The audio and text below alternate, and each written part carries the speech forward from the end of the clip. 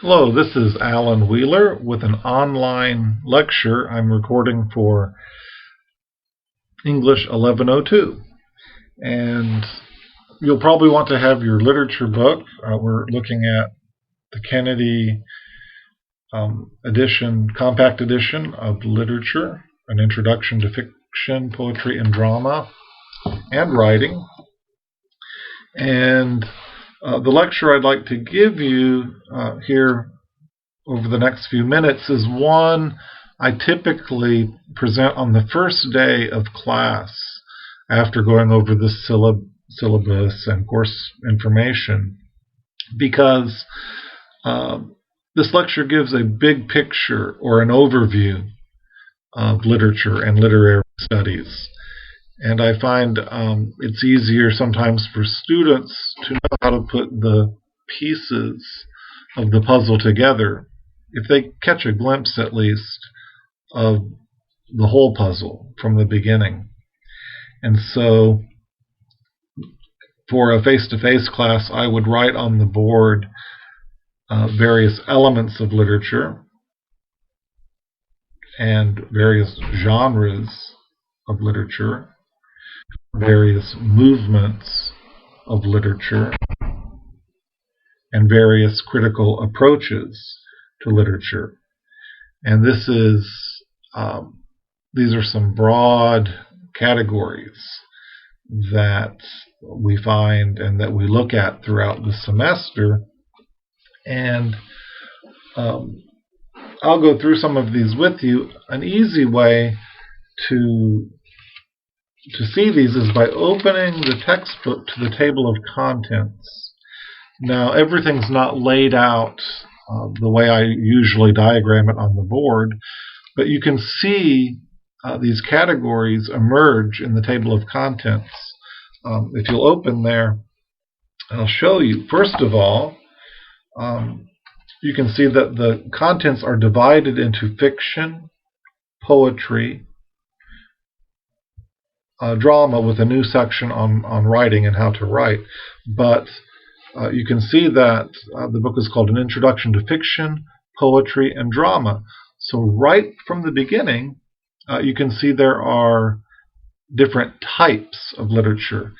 And that's the meaning of genre, Genres, are genres.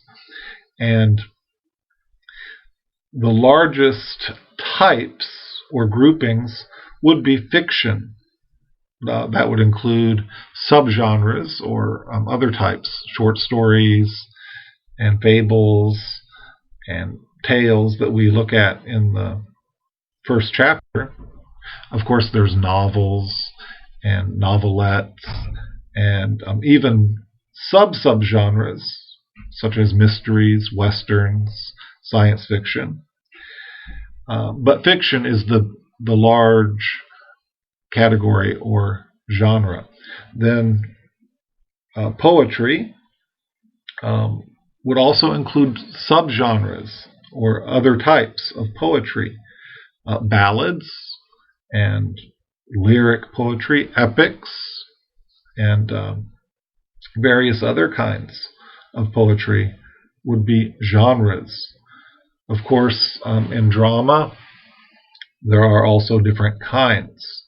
And we'll see later there are even modes of drama. Your textbook calls them comedy, tragedy, and then many subgenres. Theater of the absurd, for example. But without going into much more detail, that is one of the big categories I would put on the board the first day, genres. And so that you have that vocabulary, those tools, in order to talk about literature. Now, the genre is, maybe you could look at it as the frame around the painting. If a story or poem was a painting, it's one way of framing that work or that piece. Maybe you could look at it as the setting for the jewel or the gem. But if you looked at the more microscopic aspects, what makes up a work of literature, that would be one of the first things that students approach or look at in studying literature. And so I would have on the board elements of literature, the elements of literature.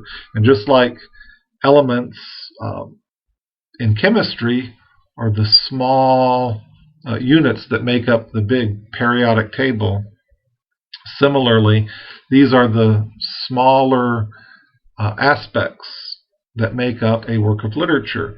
And here, if you're looking at the table of contents still, you can see this is a good way to approach literature, and your editors do it. In Chapter 1, you have plot that's dealt with. And after dealing with some of the genres of short fiction there in Chapter 1, you see there are the types of short fiction there on the first page of the contents, and the editors discuss tales, parables, and fairy tales, and short stories, and the various genres or types of short fiction. Well, then, right away on page 13, you see they move to plot. I'm just looking at the page as it's listed on the table of contents. And so plot is discussed as an element. Chapter 2, turning the page in the table of contents, deals with point of view. That's another element, the perspective of the narrator. Chapter 3 deals with character, another important element that we'll get to very quickly in the semester. Chapter 4 is setting, yet another element, the time and the place, the background of a work. Moving on to Chapter 5, tone and style. Two other very closely related elements, so closely related they're lumped together here. Chapter 6, one of the most important, the theme as an element in literature. Chapter 7, symbol as another element. So that's one way to break down a work of literature and to talk about it. And so those will be valuable tools, and we'll address many of those one by one as we go into the semester. Now, another way, still looking at this big picture, this overview of literary studies, another way of looking at literature is by movements. And just like there's movements in music, things that come in and out of style, and movements in painting, there are movements in literature, and that's one way to talk about literature. And flipping through the table of contents, this is page 30, XXX on the table of contents, but we come to in the drama section, we have again these modes of drama I mentioned, tragedy and comedy are mentioned there. And then turning over yet another page, we see listed in Chapter 35 the modern theater, and you see listed sections on realism, naturalism, symbolism, and expressionism. And these are movements or kind of schools of thought in theater. I just give these as examples here because we happen to be in the table of contents. But these broad movements, you could go all the way back to the ancient Greek and Roman times and identify something we call classicism. You could go back to the reemergence of that during the days of Shakespeare and identify the Renaissance, in the Renaissance, a kind of new emergence of that in Renaissance humanism. And again, in a later time period, neoclassicism, kind of the reinvented new classicism. Again, people tend to be familiar with a movement called Romanticism, with the Romantic poets still being popular among some today. And again, these I just read from the table of contents here: realism, naturalism, modernism, and even postmodernism. So in some of the other recorded lectures, I mentioned these, and this is another way to discuss literature, whereas the elements of literature would be the microscopic aspects that you find in each work that fit together, that work together in each work, whereas genres would be the different frames around those works, kind of defining those works. Movements would be more the macroscopic. Where do those works fit into the network of other works and history, and the styles and themes that come and go through time? And we'll look at some of that, but that may be helpful, again, just as tools to give a big picture, just as you would look, as I said, you might look at a painting and say, oh, that's a realistic painting, or oh, that painting seems to be Impressionism, or Salvador Dali, the familiar painting with the melting watches. You might say, oh, that's Surrealism, and so on. So those movements are another approach. Now we're going to move from the beginning of the textbook. We'll flip through, go all the way to the end almost. This is chapter 43, close to the back cover on page 1467. And there's a chapter here called Critical Approaches to Literature. And so one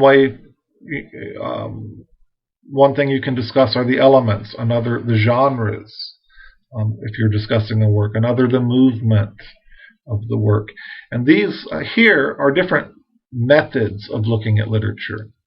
They're called critical approaches, and this is a little more advanced. Almost anyone could see a movie or read a story and talk about the plot, characters, and other elements.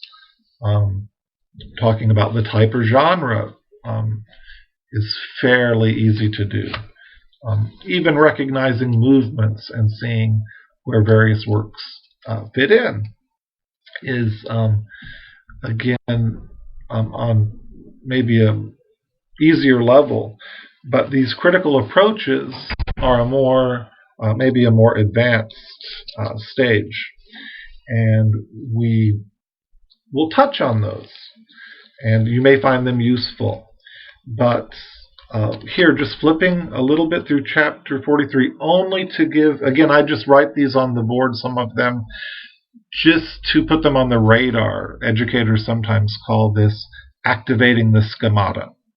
Just to put them there for future reference, and maybe when you see them again, they won't be completely foreign for you. But here are some of the approaches. The first one they list here is formalist criticism, which is kind of a formal or traditional approach, and that they mention here. And this is where students will look at the text, and critics will look at the text and do a close reading, a careful step-by-step analysis, explaining the text very clearly. And this would be a good time to mention, and in the face-to-face class, I would draw on the board a box, and right inside that square box, I would write inside that the text or the work. And so in formalist criticism, that's the focus. The work as primarily just stood in and of itself, as a work in and of itself. not looking at history, not looking at the author's life, not looking at social forces or politics, but just looking at the formal features of the text, looking at the elements, the structure, the style. And so I would draw that on the board. Now, these other approaches to criticism focus on different things sometimes. So I would draw an arrow going through that box, going from the artist, or the writer in this case, and the arrow would go right to the work, and from that work to the audience. So you'd have the artist, the work, and the audience. Some approaches will focus more on the artist. Some will focus more on the audience and the reader's response. Then I would draw a circle around the whole thing, around the artist, the work, the audience, and write universe. And that would include the history, the biography, the psychology, the political and social forces. And so other approaches to literature look at these other things more. And so this is just, again, the big picture, a way of looking at these different critical approaches. So let's, without getting bogged down in one particular, just flipping through this chapter 43, we come to biographical criticism on page 1471. So it's just the simple and central insight that literature is written by people. So this might focus more on the artist, more than only the work itself. There's some examples there in your textbook. Then we come to historical criticism on page 1474. It seeks to understand a literary work by investigating the social, cultural, and intellectual context. So this focuses more on the universe, that whole circle that I drew around. And there's some examples in your text. Psychological criticism would use things like maybe psychoanalytic theory, and study the mind and how it works in the work of literatures. It's a very diverse category, but there's some common approaches that you will come across. And one is Freudian and some others. There's a mythological criticism. So some myth critics look for universal patterns underlying literary works or archetypes. Again, that's found some examples in your book. Sociological criticism looks at the cultural, economic, and political context of works.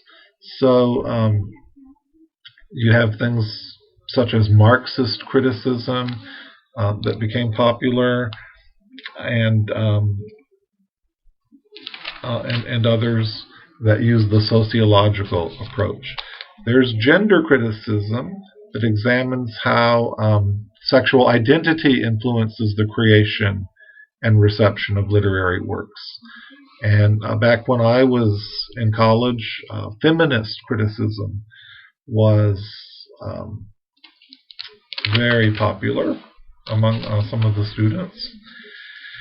And so another, I don't think I've missed any here, another in your textbook is the reader response criticism that describes what happens in the reader's mind and the effect on the reader. Again, on that diagram, the focus would be less on the universe or the artist or the work and more on the audience and how it's received.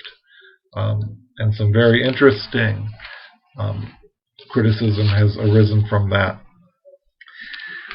Then getting more philosophical, and toward the end of this chapter we have deconstructionist criticism that challenges traditional assumptions that language can even represent reality. And so these critics will say that perhaps it's impossible to make expression represent reality, And so they often do close reading of the text, but show how it breaks down and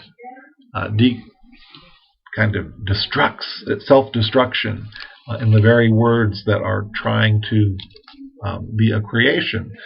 So that's a more philosophical approach and more recent than some others. Finally, after going through these many critical approaches, we reach something, and I write this on the board right along with elements, genres, movements, and this fourth one we just discussed, critical approaches. I write something else which is maybe a step beyond just literary studies or literary criticism, and here we won't really go in this course. But your text does mention it here as cultural studies. And what has happened is that some people have gone from critical approaches to literary theory. And literary theory is an even more philosophical approach that is cross-disciplinary or uses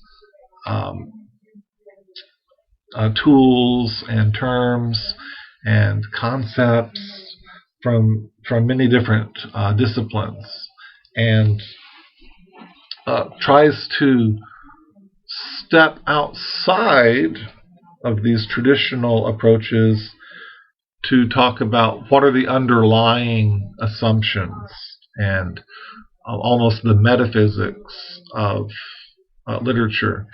And so we won't be going quite that far in this class, but one thing you should be aware of is the development of something called cultural studies.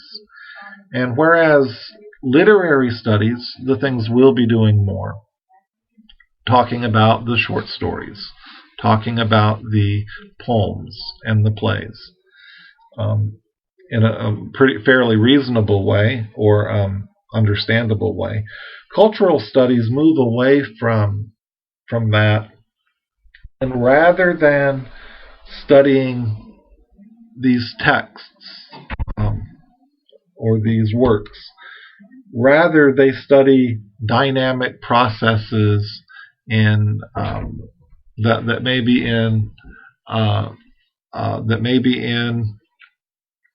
found in society or politics or going on in the world, and look beyond just the texts. And so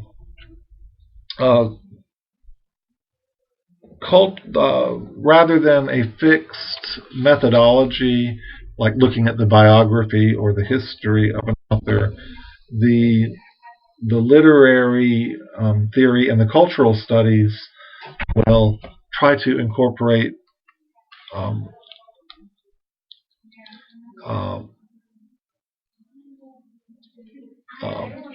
perhaps things from anthropology and philosophy, linguistics, and try to have a broader view of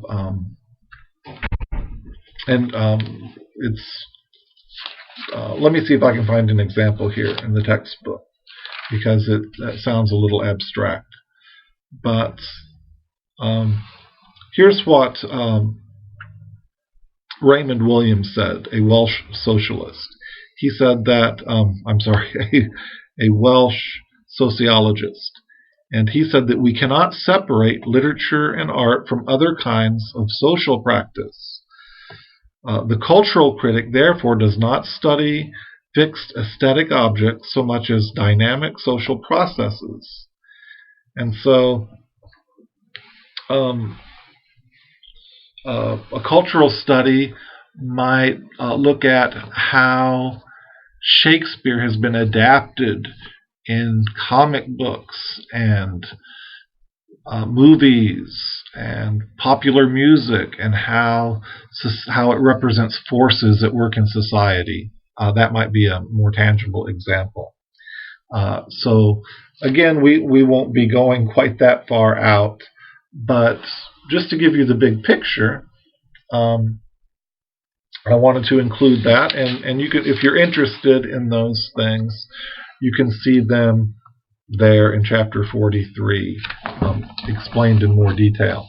So in conclusion, this is an overview of literary studies, in which I wanted to give you some of the I wanted to give you the big picture, or some of the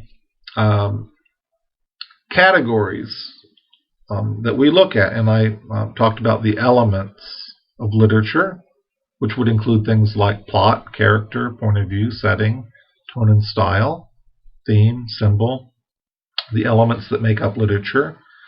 We talked about genres, the biggest ones being fiction and poetry and drama, but many subgenres and many different types of literature.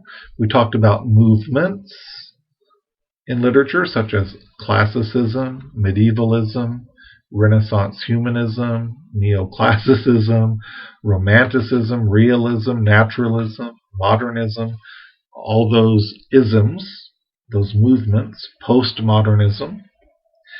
And then we talked about critical approaches, the formal, the biographical, the historical, the psychological, the mythological, and so on. And finally, we talked about literary theory and cultural studies. So those big areas might help you have some perspective, and it's taken us almost 30 minutes to cover that, but people have spent a lifetime just investigating many small aspects of this map that I've laid out for you. So I hope that's helpful in, you may want to, toward midterm or toward the end of the semester, listen back and see if you have more things to fit into that framework, or that more puzzle pieces to put together to fit into that. But I hope that will get things on your radar, perhaps even activate the schemata, as we educators say. Thank you for listening.